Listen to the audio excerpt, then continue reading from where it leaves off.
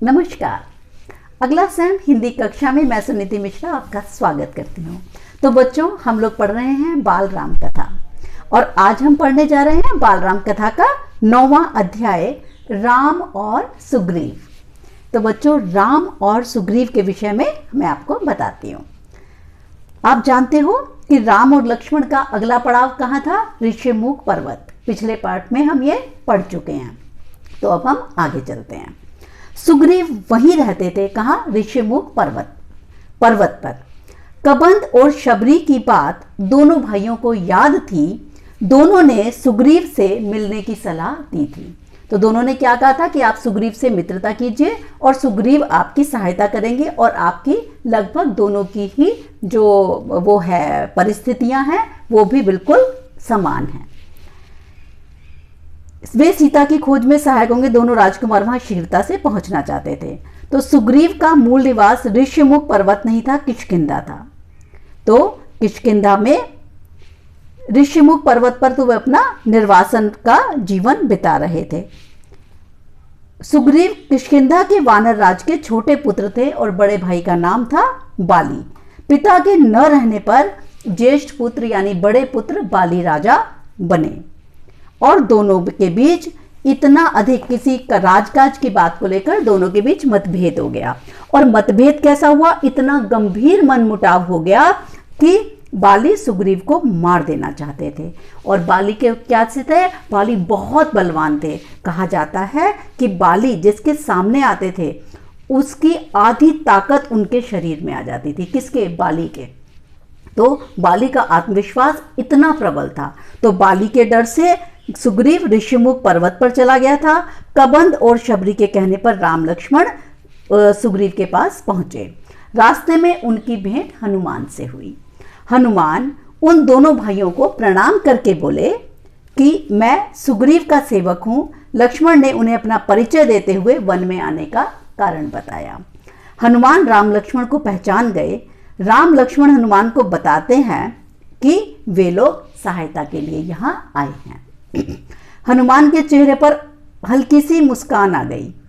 वे सोचने लगे कोई उनसे सहायता मांगने आया है जिन्हें स्वयं सहायता चाहिए। मतलब उन्हें लगा राम लक्ष्मण हमसे सहायता मांगने आए हैं। किससे? सुग्रीव से और हमारे सेना से, जबकि हम लोगों को तो स्वयं ही बाली के विरुद्ध लड़ने के लिए सहायता की आवश्यकता है। इसलिए हनुमान मुस्कुराने लगे। तो अगर आपसे प्रश्न में पूछा जाता है कि हनुमान क्यों मुस्कुराने लगे इस बात को सुनकर कि हमें सहायता की आवश्यकता है सुग्रीव से, तो क्यों मुस्कुराने लगे? आपके पास इसका उत्तर होना चाहिए क्योंकि हनुमान को लगा कि हम तो स्वयं ही सहायता के इच्छुक हैं। राम और सुग्रीव की स्थिति एक जैसी थी। राम अयोध्या से निर्वासित थे और सुग्रीव किष्किंधा से। तो ये भी प्रश्न पूछा जा सकता है कि दोनों की स्थितियों में क्या समानता थी। ठीक है, तो राम भी निर्वासित थे, सुग्रीव भी निर्वासित थे। राम अयोध्या से निर्वासित थे यानी उन्हें वहां से भेजा गया हुआ था वन में, और इनको सुग्रीव को किष्किंधा से निकालकर यहाँ वन में वो रह रहे थे। राम की पत्नी को रावण उठाकर ले गया था और सुग्रीव की पत्नी को उनके बड़े भाई बाली ने छीन लिया था। हनुमान राम लक्ष्मण को अपने कंधे पर बैठाकर सुग्रीव के पास ले गए। दोनों ने एक दूसरे को मित्रता का वचन दिया। राम ने सीता हरण की बात सुग्रीव को बताई। सुग्रीव को कुछ बात याद आई और उन्होंने बताया कि रावण का रथ इसी पर्वत से होकर गया था। सीता स्वयं को रावण के चुंगल से छुड़ाने की भरसक कोशिश कर रही थी और उन्होंने गहनों से भरी एक पोटली भी फेंकी थी और वो पोटली लाकर उन्होंने राम के सामने रखते हुए कहा कि जरा पहचान कर देखिए क्या ये सारे गहने सीता के ही हैं अथवा नहीं। राम ने आभूषण तुरंत पहचान लिए। कुछ गहने लक्ष्मण ने भी पहचाने। गहनों को देखकर राम बड़े शोक के सागर में डूब गए, बड़े दुख में डूब गए। वे स्वयं को धिक्कारते हुए बोले, हे सीते, संकट में मैं तुम्हारी सहायता नहीं कर सका। सुग्रीव ने उन्हें सांत्वना दी कि आप शांत हो जाइए, सीता अवश्य आपको मिल जाएगी। मैं हर तरह से आपकी संभव मदद करूंगा, संभव सहायता करूंगा। राम के बाद सुग्रीव ने अपनी दुख भरी कहानी उनको सुनाई और उसने बताया कि किस प्रकार से बाली ने उनका राज्य हर लिया था। उसने राम से सहायता मांगी। राम बोले, तुम चिंता मत करो, तुम्हें अपना राज्य भी मिलेगा और तुम्हारी पत्नी भी तुम्हें मिल जाएगी। राम काफी सुकुमार थे। उन्हें देखकर सुग्रीव को उन पर भरोसा नहीं हुआ।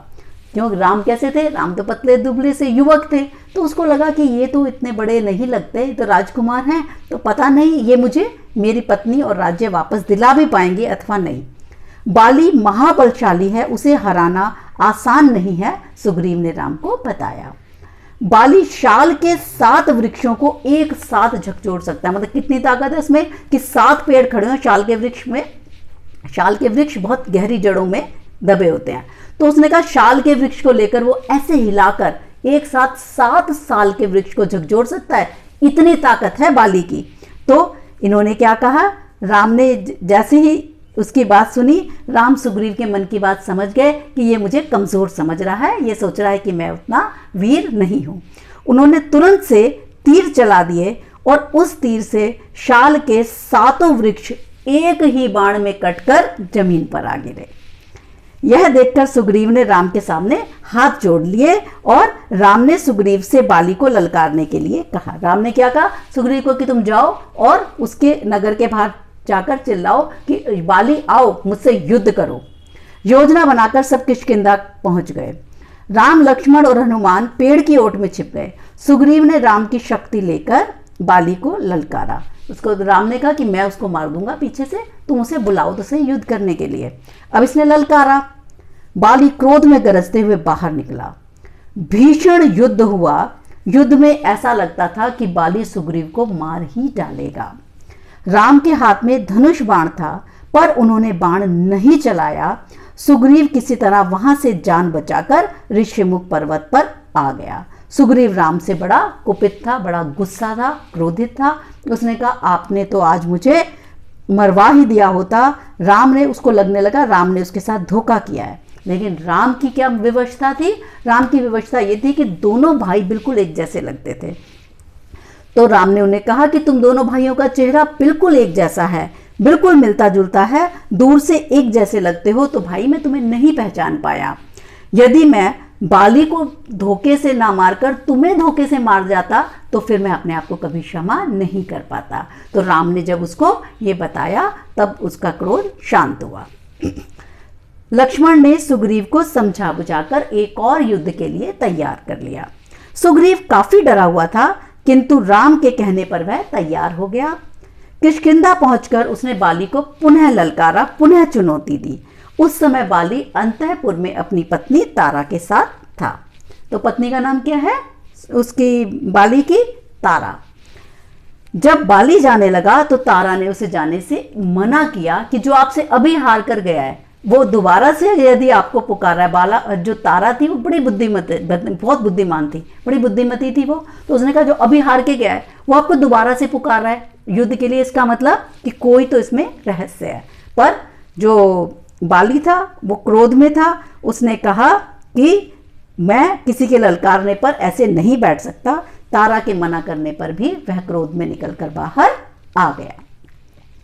बाली सुग्रीव को मारना ही चाहता था कि राम का बाण उसकी छाती में लगा। वह धरती पर गिर पड़ा।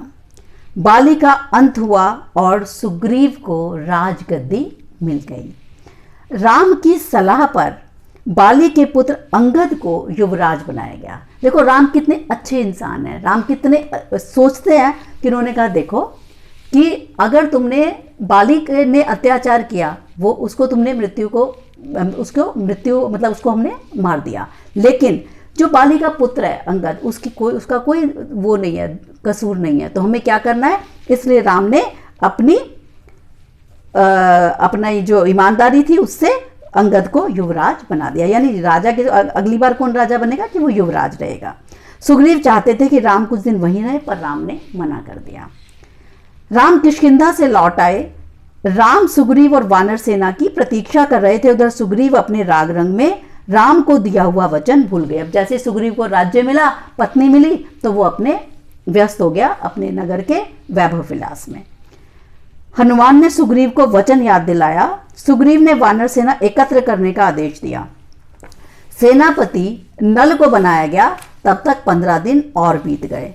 इधर राम काफी चिंतित थे और राम को चिंतित देखकर लक्ष्मण को भी क्रोध आ रहा था। तो लक्ष्मण ने तुरंत से फैसला किया कि क्यों ना वो किष्किंधा चले जाएं। लक्ष्मण ने धनुष पर प्रत्यंचा चढ़ाई और उसकी टंकार की, मतलब मारा नहीं है, केवल उसकी आवाज़ की, तो उसके टंकार से ही सुग्रीव कांप गए और तारा की सलाह पर राम से जाकर मिले। इस बार सुग्रीव सेना एकत्र करके लक्ष्मण के पीछे चल पड़े। हनुमान के साथ लाखों वानर थे। जामवंत के पीछे भालुओं की सेना भी थी। वानर राज ने राम से क्षमा मांगी कि मुझे क्षमा कर दीजिए, मैंने इतने दिन आपके पास नहीं मिलने आया। इसके बाद लंका रोहण की योजना बनी। राम चाहते थे कि वानरों को 4 टोलियों में बांटा जाए। तब क्या हुआ कि उन्होंने उसको वानरों की सेना भेजने से पहले चतुर और बुद्धिमान दूत को लंका भेजा जाए। तब इसके लिए क्या हुआ कि सबसे पहले तो वानरों को 4 टोलियों में बांटा गया। अंगद को दक्षिण दिशा में जाने वाले अग्रिम दल का नेता बनाया गया। उसमें सब हनुमान नल नील भी थे, राम की भी यही इच्छा थी। तो तब क्या हुआ, राम और सुग्रीव की जय जयकार करते हुए वानर अपने निर्धारित दिशाओं की ओर चल पड़े और दक्षिण जाने वाले दल को राम ने रोक लिया। उन्होंने हनुमान को अपने पास बुलाया और उंगली से अंगूठी उतारी और राम को दे दी। अंगूठी पर राम का चिन्ह अंकित था। उन्होंने कहा, जब सीता से भेंट हो तो अपनी उंगली से ही अंगूठी उतारना और उन्हें दे देना, वे समझ जाएंगी कि तुम मेरे दूत हो। वरना क्या होगा, सीता शायद उन्हें ये डरती कि कहीं ये कोई मायावी राक्षस तो नहीं है। दक्षिण की टोली किष्किंधा से चली। अंगद और हनुमान आगे आगे चल रहे थे। चलते चलते वे ऐसे स्थान पर पहुंच गए जहां पर भूमि नहीं थी। आगे रह गया था केवल एक विशाल समंदर, जिसकी लहरें हृदय को कंपा रही थी। अब सब थक हार कर बैठ गए कि अब आगे कैसे जाएं। वानर राम के बारे में चर्चा करने लगे। अंगद ने कहा, राम की सेवा में यदि मेरे प्राण भी चले जाएं तो मुझे जरा भी दुख नहीं होगा। जब जटायु ने अपनी जान दे दी तो हम भी अपनी जान देकर उनका वचन पूरा करेंगे। तभी एक विशाल गिद्ध पहाड़ी के पीछे से निकला। वो कौन था? जटायु का भाई संपाति। बच्चों इसको अंडरलाइन कर लीजिए। संपाति कौन था? बहुत बार आपको ये प्रश्न पूछा जा चुका है। संपाति ने बताया कि सीता लंका में है, मैं जानता हूं रावण उन्हें लेकर गया है, आप लोगों को यह समुद्र पार करना होगा। सीता तक पहुंचने का यही एक रास्ता है। सीता की सूचना मिलने से तो सब प्रसन्न हुए, पर समुद्र सामने था, इसे कौन पार करेगा, यह सोचकर अंगद उदास हो गए। बूढ़ा संपाति उनकी सहायता कर सकता था, पर इस आयु में वह इतनी लंबी उड़ान नहीं भर सकता था। अब वानरदल फिर से परेशान रहा। उन्होंने कहा, काम किए बिना तो हम किष्किंधा वापस जाएंगे नहीं। अब क्या करें? सबसे इस दल में बुद्धिमान थे जामवंत। जब सब उनके पास गए तो उन्हें भी कठिन प्रश्न का कोई उत्तर नहीं दिया। तभी उनकी दृष्टि पड़ी हनुमान पर, तो वो सबसे दूर बैठे थे चुपचाप। जामवंत जानते थे ये काम कौन कर सकता है, सिर्फ हनुमान कर सकते हैं। वे पवन पुत्र हैं, उनकी शक्ति अपार है। वास्तव में स्वयं उनको इसका अंदाजा नहीं है, अनुमान नहीं है कि मैं खुद कितना शक्तिशाली हूँ, क्योंकि हनुमान ने बचपन में जब से सूरज खा लिया था, कहानी है ना ये, कि सूरज को निगल गए थे, तो सूरज को निगल जाने से सब लोग उनकी शैतानियों से इतने परेशान हो चुके थे हनुमान की, कि ऋषि मुनियों ने कहा कि इनकी शक्तियों को इन्हें भुला दिया जाए, क्योंकि वो इतने ताकतवर थे। तब जो उनकी माँ थी, उन्होंने कहा ये तो बहुत गलत हो जाएगा, तो उन्होंने कहा ठीक है, हम अपना श्राप वापस तो नहीं ले सकते, कम कर देते हैं। तो हनुमान को ये जो श्राप था, इस वजह से ऐसा सब हो रहा था कि हनुमान को स्वयं अपनी शक्तियों का अंदाजा नहीं था। तो ऋषि मुनियों ने कहा, जब इन्हें कोई याद दिलाएगा कि आप इतने शक्तिशाली हो हनुमान, आप ये कर सकते हैं, आप ये कर सकते हैं, तो याद आ जाएगा इनको और ये कोई भी काम करने में समर्थ हो जाएंगे। तो जो आप संकट मोचन, कई बार आपके दादा दादी नाना नानी आप पूछेंगे उनसे, तो जो संकट मोचन पढ़ते हैं ना, तो वो इसीलिए संकट मोचन वो इसी संदर्भ में लिखा गया है, ठीक है ना, जिसमें आता है, काज किए बड़ देवन के तुम वीर महाप्रभु देखी विचारो, कौन सो संकट मोर गरीब को जो तुम सो नहीं जात हटारो, बेगी हरो हनुमान महाप्रभु जो कुछ संकट होए हमारो, को नहीं जानत है जग में कभी संकट मोचन नाम त्यारो। तो जब संकट मोचन पढ़ के उनको याद दिलाया गया, तो इसीलिए हम लोग भी संकट मोचन पढ़ते हैं और हनुमान को उनकी शक्तियों की याद दिलाकर अपने लिए जो भी आपको मांगना होता है, कामना करते हैं कि भगवान हमारी मदद करो। तो हनुमान ने जो बताया, सोई हुई शक्तियां जब जामवंत ने जगाई कि हनुमान आपको जाना होगा, ये काम सिर्फ आप ही कर सकते हैं, तो सबकी आंखें उन पर टिक गईं।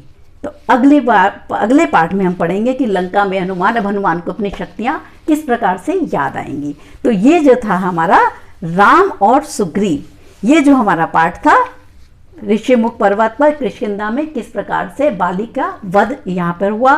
संपाति जो जटायु का भाई था, उसने उनकी मदद की। मैंने आपको बताया कि ये भी एक बड़ा महत्वपूर्ण प्रसंग है। बाली की पत्नी तारा थी, इसके लिए भी आप याद रखेंगे। हनुमान क्यों मुस्कुराए थे जब राम ने उनसे सहायता मांगी थी, तो ये भी मैंने आपको प्रश्न का उत्तर दिया था। तो ये सब प्रश्न इसके महत्वपूर्ण है, ये भी आप याद रखेंगे। तो ठीक है बच्चों, अब मैं आपसे विदा लेती हूँ। अगले पार्ट में आपसे फिर भेंट करते हैं हम लंका में हनुमान तक। तब तक के लिए आज्ञा दीजिए। नमस्कार।